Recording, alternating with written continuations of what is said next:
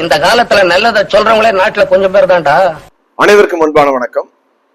சென்னை உயர்நீதிமன்றத்தில் தூத்துக்குடி ஆசிரியர் திருமண்டலத்தில் நடந்த தேர்தல் செல்லாது என்று அறிவிக்க கோரி முன்னாள் தூத்துக்குடி ஆசிரியர் திருமண்டலத்தின் லே செயலர் நீகர் பிரின்ஸ் கிப்சன் அவர்கள் தொடர்ந்திருந்த அந்த வழக்கு பாத்தீங்கன்னா விசாரணைக்கு வராமல் தள்ளிக்கொண்டே செல்கிறது. இன்றைய நாளில நம்மளது வரதா இருந்துச்சு, நான் வரல. ஒருவேளை நாளைக்கு விசாரணைக்கு வரலாம். நான் ஏற்கனவே சொன்னேன், அதாவது இரண்டு ஆட்சிகளும் மாறி மாறி வரும்பொழுது பாத்தீங்கன்னா ஒருத்தர் மேல ஒருத்தர் கேஸ் போட்டு இந்த ஒரு ஸ்திரத்தன்மையாக இந்த நிர்வாகங்கள் நடக்க கூடாத அளவுக்கு பாத்தீங்கன்னா என்ன வழக்கு தொடர்ந்துகிட்டே இருப்பாங்க. காரணம் இவங்களும் என்ன பண்ணாங்க, அவர்கள் ஆட்சியில் இருக்கும்போது அதான் செஞ்சாங்க. ஸோ அதனால இதுதான் நடக்கும்னு சொன்னேன். ஸோ அதுதான் நடைபெற்று வருகிறது. ஆனாலும் பாத்தீங்கன்னா நாமும் இந்த நடந்து முடிந்த தேர்தலில் பாத்தீங்கன்னா சில பிரச்சனைகள் இருப்பதால் அந்த பிரச்சனைகளை பாத்தீங்கன்னா களையாமல் கடைசி கட்ட தேர்தலை நடத்தியதால பாத்தீங்கன்னா அந்த தேர்தலை மறு ஆய்வு செய்து நியாயத்தை வெளிப்படுத்த வேண்டும் என்று தற்பொழுது குரல் கொடுத்து வருகிறோம். ஸோ இதை கேட்டோடனே பாத்தீங்கன்னா நிறைய பேருக்கு என்ன முடிஞ்சு, இப்போ தூக்கம் கலைந்து விட்டது. ஏன்னா பெரம்பு பார்த்தா இப்படியும் பேசுறாரு அப்படியும் பேசுறாரு அப்படிங்கிற மாதிரி சொல்லி இந்த திருடனுக்கு தேல் கொட்டியது போல என்ன பண்றாரு, வலைதளங்கள்ல என்னை குறித்து அவதூறாக பேசிக்கொண்டு வருகிறார் என்று நான் கேள்விப்படுகிறேன்.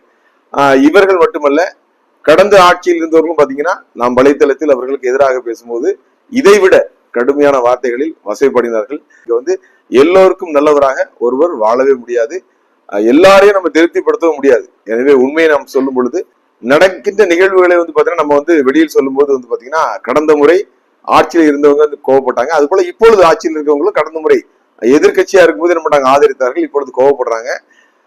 எனவே பாத்தீங்கன்னா நாம் எந்த விதமான அழுத்தங்களுக்கும் உட்படாமல் எந்த விதமான அதிகார வர்க்கங்களுக்கும் பயப்படாமல் தொடர்ந்து பாத்தீங்கன்னா திருமண்டலங்கள்ல நடக்கின்ற அதிகார துஷ்பிரயோகங்களையும் நடக்கின்ற அநியாயங்களும் பாத்தீங்கன்னா தோலுரித்து மக்கள் மத்தியில வெளிப்படுத்தி வருகிறோம்.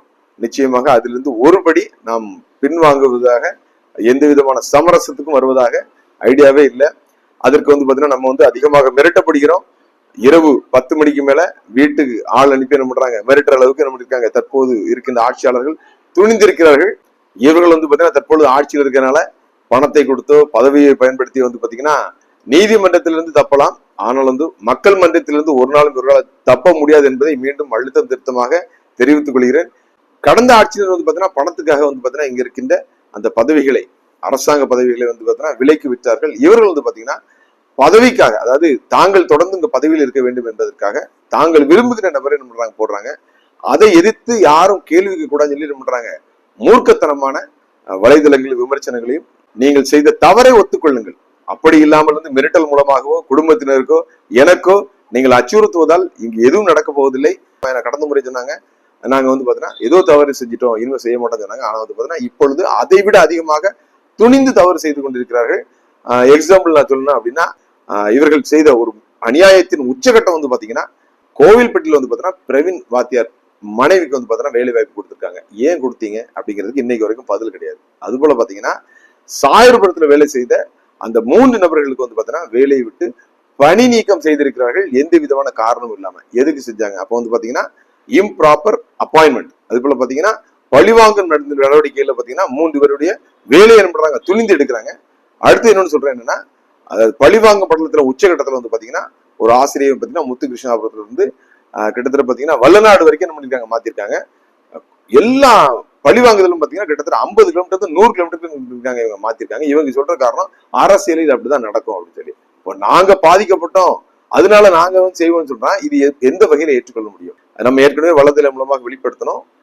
நாசரேத் மர்காஷிஷ் மேல்நிலை பள்ளியில பாத்தீங்கன்னா உடற்கல்வி இயக்குனர் என்ற ஒரு போஸ்ட் காலியா இருக்கு. அந்த இடத்துல பாத்தீங்கன்னா இந்த திருமண்டலத்துல கிட்டத்தட்ட 25 வருடமாக வேலை பார்த்து கொண்டிருக்கின்ற தகுதியான PhD முடித்த ஒரு நபர். அவர் பாத்தீங்கன்னா பிரைட்டன் ஜோயல், அவர் தான் கொடுக்கணும்னு சொல்லியிருந்தோம்.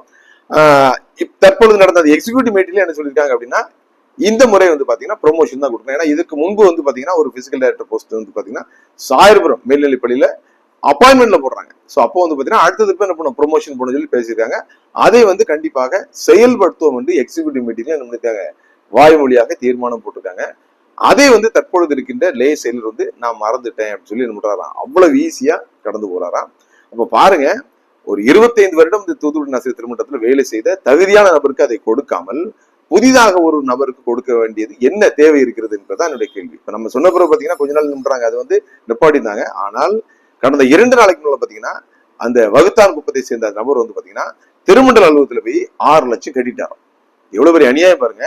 அதாவது அவருக்கு நீங்க ஒருவேளை கொடுங்க, அதுக்கு என்ன சொல்றாங்களா அப்படின்னா இந்த பிபிஎட் எம்பிஎட் ரெண்டும் வந்து பாத்தீங்கன்னா மெர்ஜாய் தான் இருக்கு. ஆனால் இன்றைக்கு வரைக்கும் பாத்தீங்கன்னா அது வந்து பிரிக்கப்படவில்லை, ஒன்றா தான் இருக்கு. ஆனா இவங்க வந்து பாத்தீங்கன்னா இப்போ வந்து கம்ப்யூட்டரைஸ் பண்ணும்போது அந்த பையனை முதல்ல கொண்டு வந்ததா சொல்றாங்க. ஆனால் இன்னொரு தரப்பு என்ன சொல்லுதுன்னா அவர் வந்து லிஸ்ட்ல இல்லைன்னு சொல்றாங்க. எது உண்மை என்று தெரியவில்லை. எப்படி இருந்தாலும் வந்து பாத்தீங்கன்னா அவர் வந்து ஒரு எம்பிஆர் முடிச்சவர். அவருக்கு வந்து பாத்தீங்கன்னா உடற்கல்வி ஆசிரியருடைய பணியை கொடுங்க, தப்பு இல்லையே. தற்போது இருக்கின்ற அந்த பிரைட்டன் ஜோயில வந்து பாத்தீங்கன்னா இன்னும் அதிகமாக பழி வாங்கணுமா மூக்கு பேர்ல வந்து பாத்தீங்கன்னா சிறந்த ஒரு ஆசிரியராக இருந்து அங்க இருக்கின்ற மாணவ மணிகளை வந்து பாத்தீங்கன்னா ஸ்டேட் வரைக்கும் கொண்டு போறாரு. அங்க இருந்து பழிவாங்க நடவடிக்கையா அவர் என்ன பண்றாங்க, ஆனந்தபுரத்துக்கு கொண்டு வராங்க. இது எவ்வளவு பெரிய அநியாயம் பாருங்க.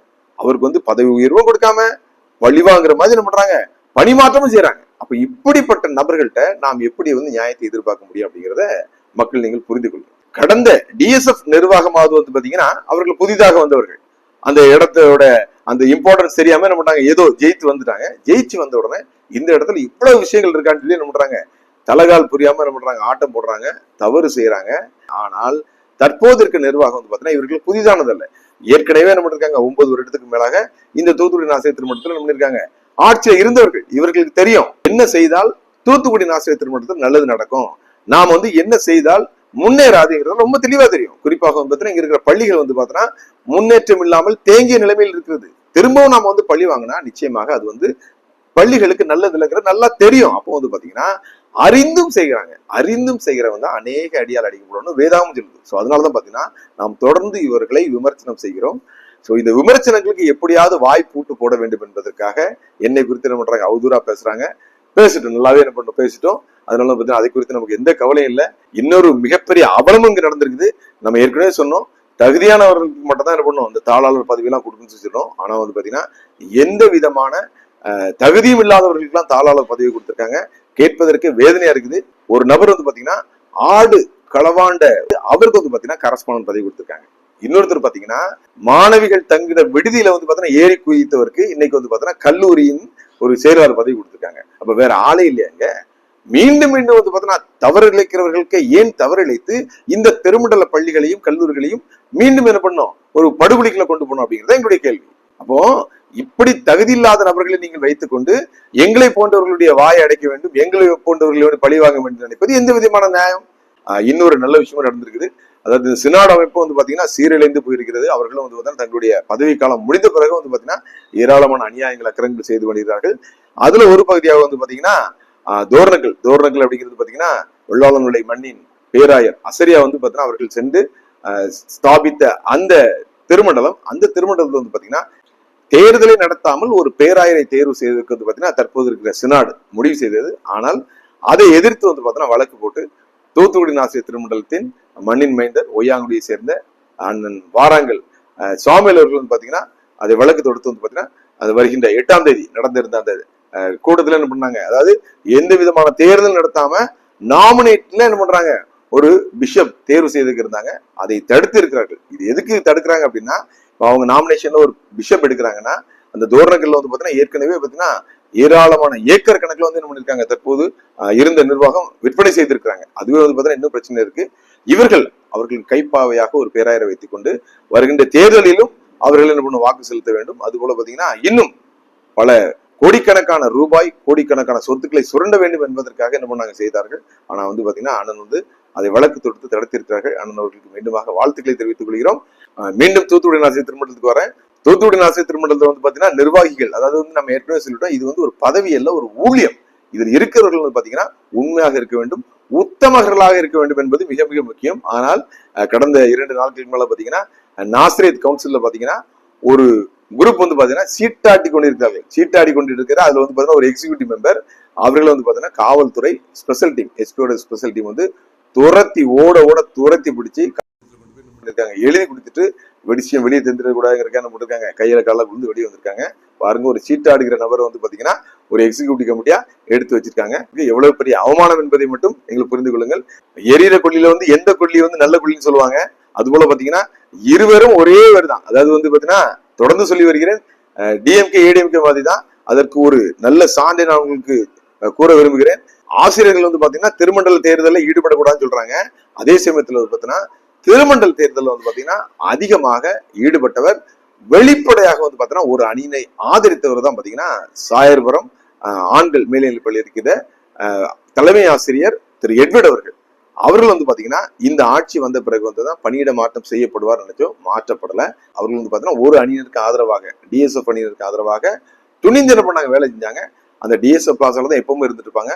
எல்லா புகைப்படங்களையும் நீங்க அவரை பார்க்கலாம். ஆனா அவர் வந்து பாத்தீங்கன்னா இன்னைக்கு பணியிட மாற்றம் செய்யப்படாமல் அதே பள்ளியில் என்ன பண்றாரு, தொடர்றாரு.